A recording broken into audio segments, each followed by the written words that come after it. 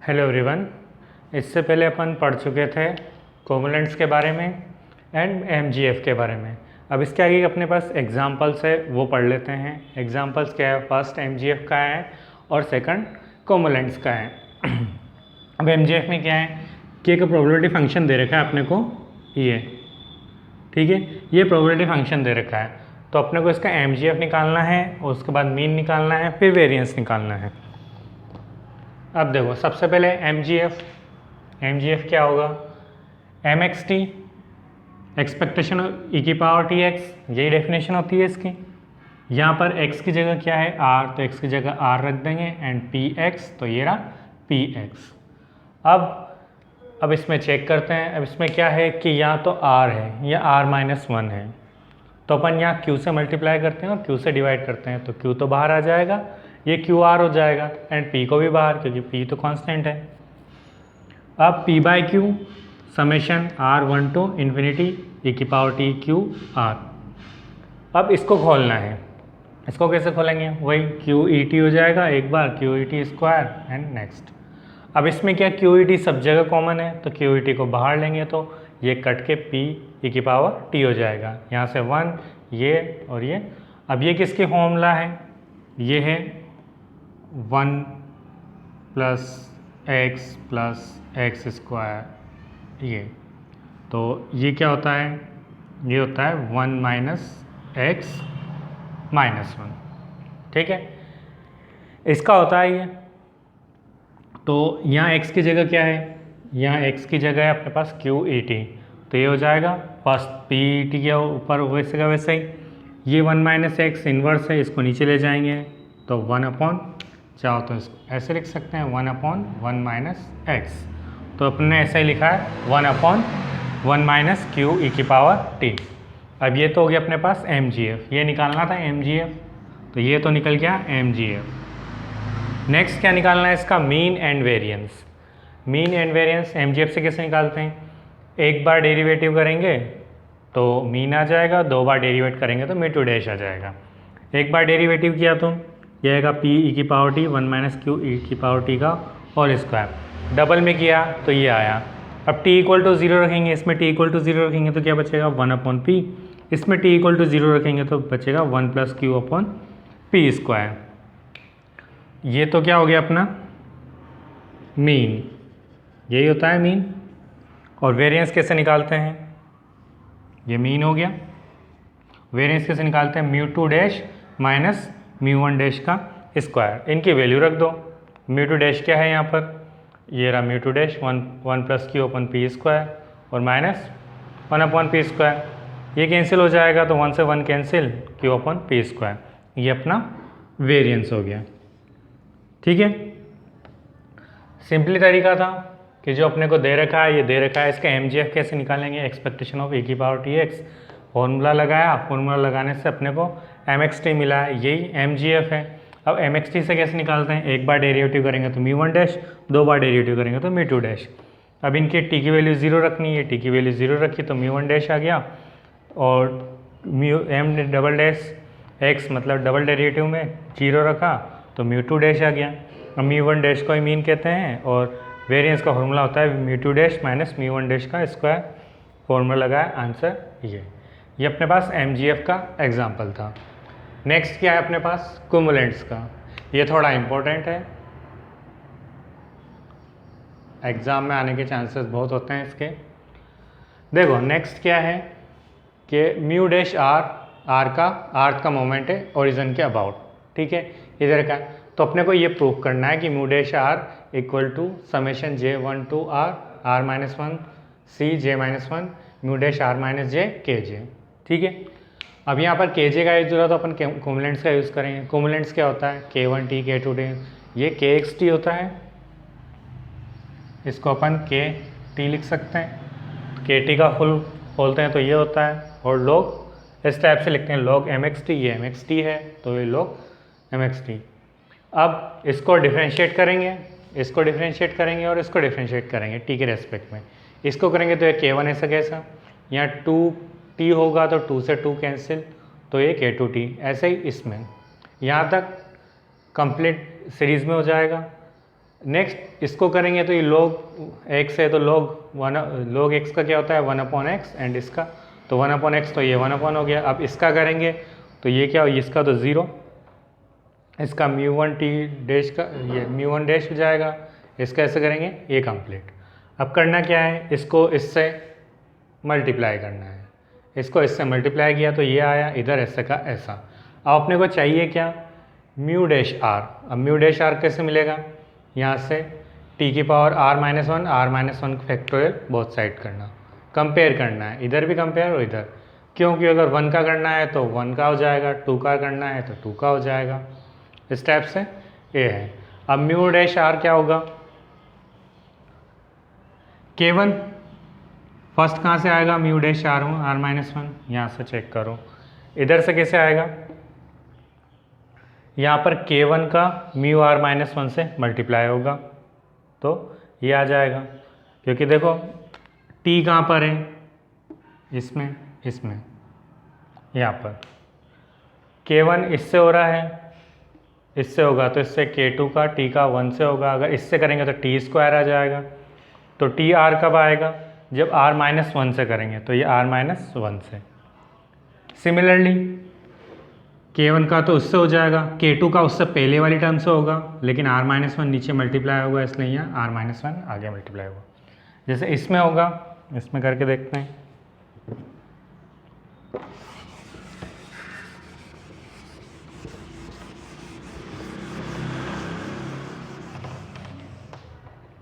जैसे अपने को 3 का देखना है तो 3 का फर्स्ट क्या आएगा, इधर से K3।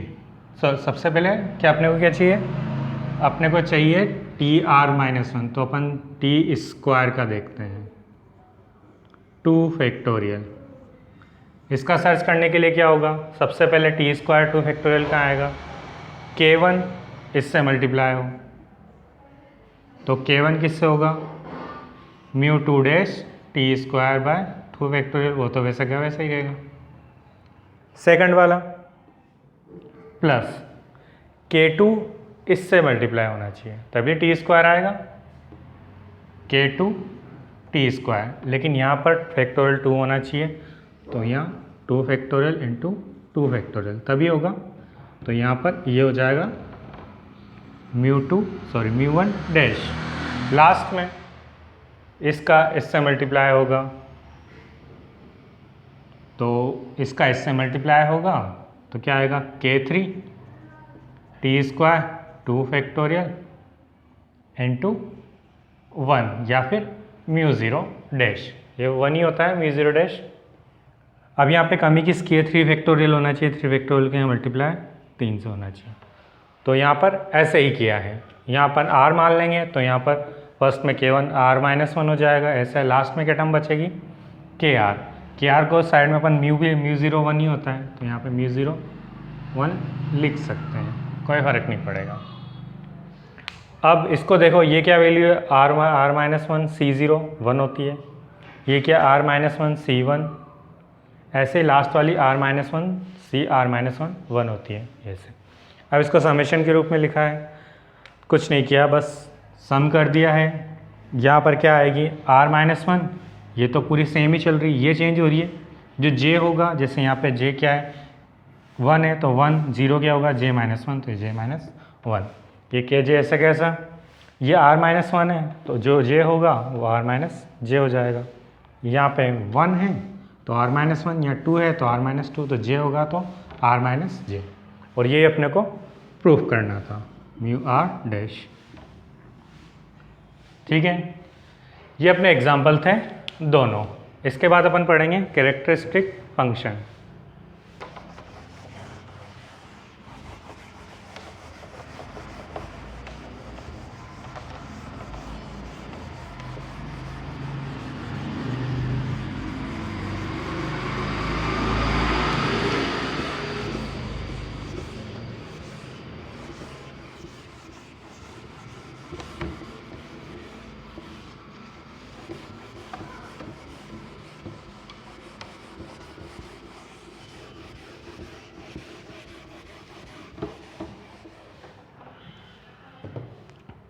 नेक्स्ट क्या अपने पास कैरेक्टरिस्टिक फंक्शन,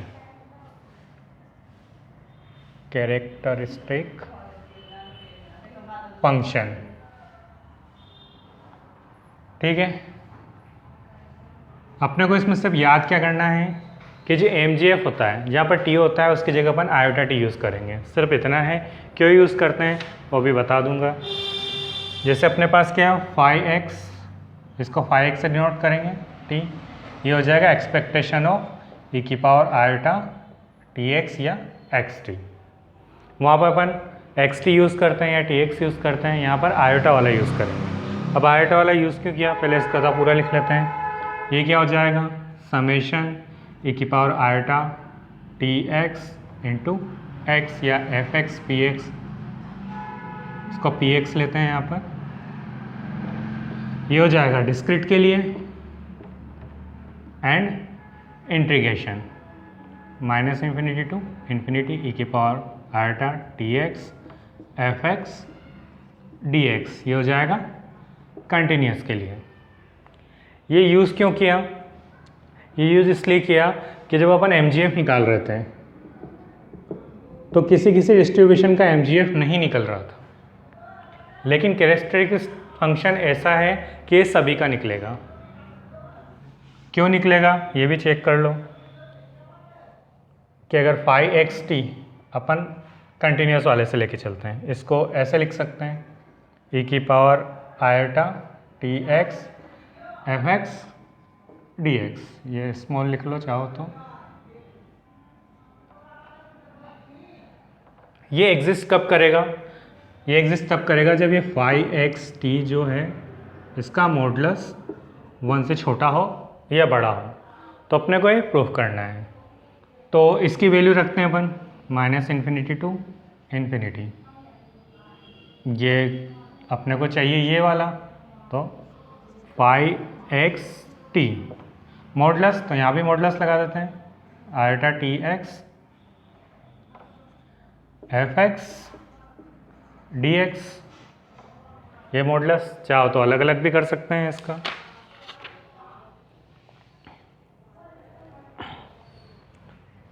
अब इनको ये इससे छोटा होगा minus infinity to infinity E iota TX FX DX। अब इसके इक्वल क्या होगा, ये हमेशा 1 होता है। क्यों 1 होता है, इसकी वैल्यू 1, तो इसका मतलब फाई एक्स टी हमेशा लेस देन इक्वल टू 1 होगा। ये अपने को प्रूफ करना था, इसलिए हमेशा एग्जिस्ट करेगा। ये एग्जिस्ट करने के लिए कंडीशन ये होनी चाहिए, ये कंडीशन अपने को मिल गई, तो कैरेक्टरिस्टिक फंक्शन हमेशा अपने पास होगा, किसी भी डिस्ट्रीब्यूशन का होगा ही, क्योंकि डिस्ट्रीब्यूशन है, डिस्ट्रीब्यूशन कोई सा भी हो उसकी वैल्यू अपने को मिलेगी ही मिलेगी। अब ये 1 क्यों होता है, ये ई आयोटा TX क्या होगा cos iota TX plus sine cos TX plus iota sine TX, इसका मॉडुलस हमेशा 1 होता है, इसलिए ये 1 हुआ। ठीक है, नेक्स्ट इसकी प्रॉपर्टीज़।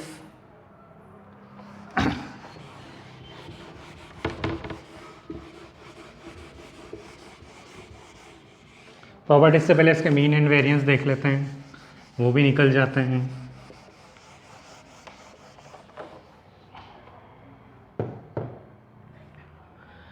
क्या होगा फाई एक्स टी ई की पावर आयोटा TX, इसको खोलेंगे तो क्या खुलेगा 1 plus iota TX iota square TX का whole square by 2 factorial so on. ये हो जाएगा 1 plus iota TX iota square minus 1 TX square by 2 factorial आगे सो ऑन। अपने को करना क्या होता है, एक्स की एक्सपेक्टेशन भी है यहाँ पर, ये तो लिखना ही भूल गया था। अब एक्सपेक्टेशन ऑफ 1, तो 1, इसको अपन iota t expectation of x से लिख सकते हैं, या minus t square by 2 factorial expectation of x square so on. ये ऐसा कैसा, इसको अपन लिख सकते हैं mu 1 dash minus t square by 2 factorial mu 2 dash so on. यही अपने को चाहिए होता है, MGF इसी टाइप से निकलता था, तो ये भी इसी टाइप से निकलेगा। अब अपने को चाहिए क्या, म्यू डैश आर, तो म्यू डैश आर क्या हो जाएगा, ये हो जाएगा अपना कोफिशिएंट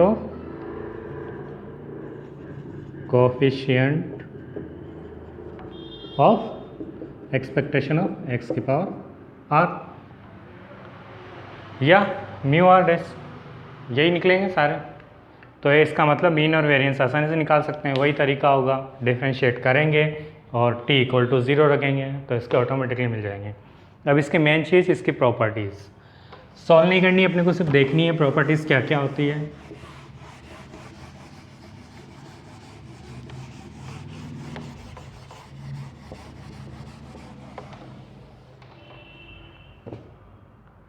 फर्स्ट प्रॉपर्टी होती है अपनी फाई ज़ीरो।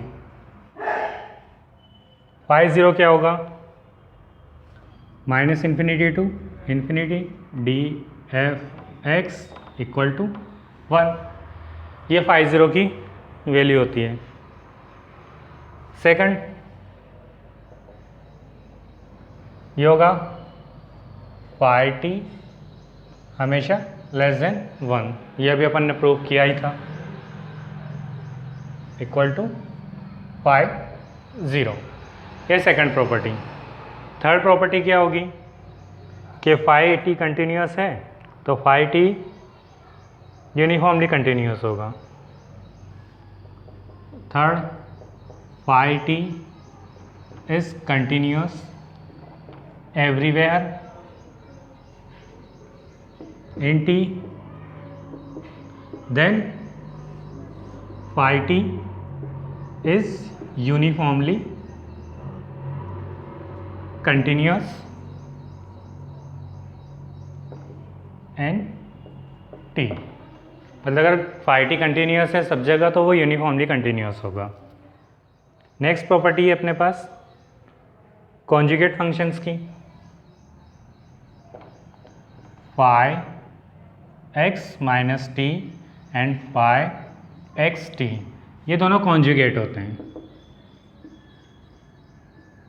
फंक्शन होते हैं, ठीक है। फाई एक्स माइनस टी और फाई एक्स टी हमेशा कॉन्जुगेट फंक्शन होते हैं, इसको अपन ऐसे लिख सकते हैं phi X minus T equal to phi X T का बार।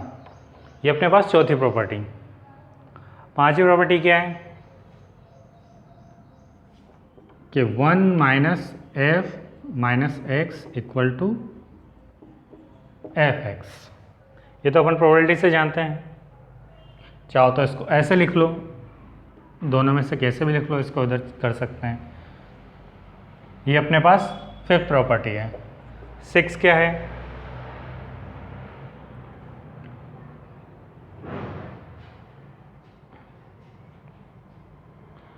इसका मतलब होता है सिमेट्रिकल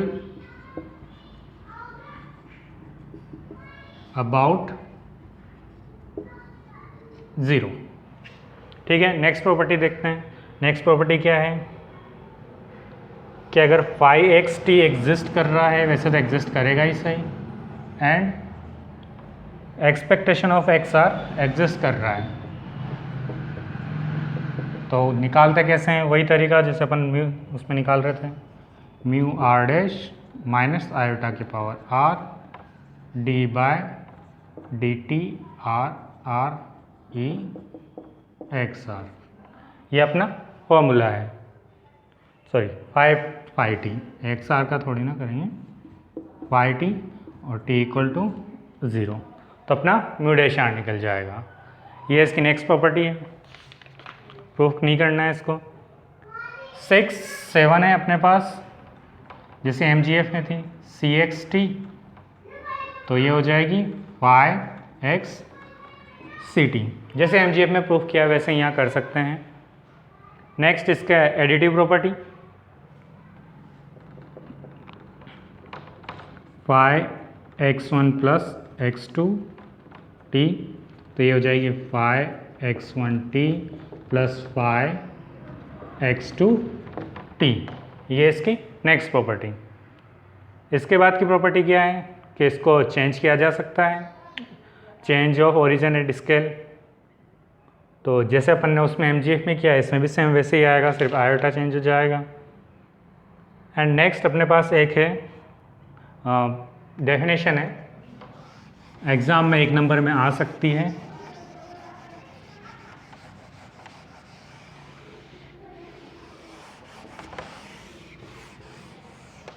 डेफिनेशन है अपने पास lattice variable, lattice variable. Lattice variable कहते किसे हैं? लैटिस वेरिएबल कहते हैं कि अगर कोई ये है Px upon H is integer,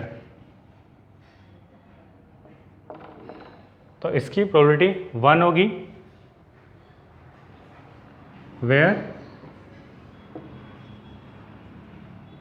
H is mash. तो ये जो वेरिएबल होगा x बाय h, x को, देन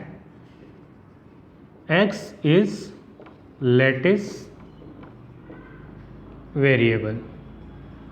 मतलब क्या है कि अपन ने x एक रैंडम वेरिएबल माना है, अगर वो इस प्रॉपर्टी को फॉलो करें कि x बाय h इज इंटीजर है, तो उसकी प्रोबेबिलिटी 1 है, जहाँ पर h मैश है, h को यहाँ पर मैश कहेंगे, तो जो x होगा वो लैटिस वेरिएबल कहलाएगा।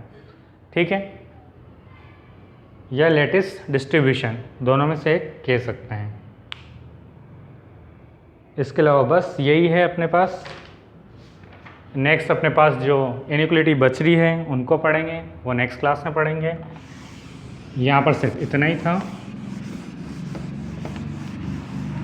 ठीक है, इसके बाद के अपन नेक्स्ट क्लास में पढ़ेंगे।